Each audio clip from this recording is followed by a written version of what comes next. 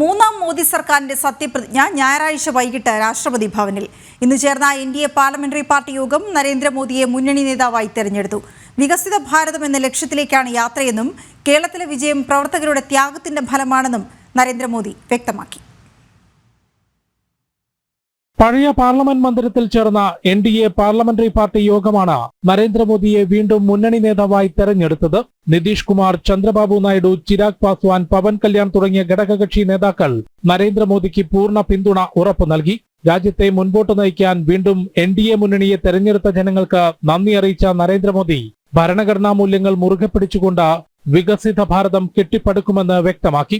രാജ്യത്തിന്റെ എല്ലാ മേഖലയിലും സ്വാധീനം വർദ്ധിപ്പിക്കാൻ ഇത്തവണ BJPക്ക് സാധിച്ചു. കേരളത്തിൽ സുരേഷ് ഗോപിയുടെ വിജയം ചരിത്ര നേട്ടമാണ്. കേരളത്തിൽ നിരവധി പ്രവർത്തകർ ബലിദാനികളായെന്നും പ്രവർത്തകരുടെ ത്യാഗത്തിന്റെയും കാത്തിരിപ്പിന്റെയും ഫലമാണ് വിജയമെന്നും അദ്ദേഹം വ്യക്തമാക്കി. അധികാരത്തിനു വേണ്ടി ഒത്തുചേർന്നവരല്ല NDA മുന്നണിയെന്നും രാജ്യമാണ് പ്രധാനമെന്ന ആശയത്തിൽ NDA ഒറ്റക്കെട്ടായി പ്രവർത്തിക്കുമെന്നും അദ്ദേഹം പറഞ്ഞു.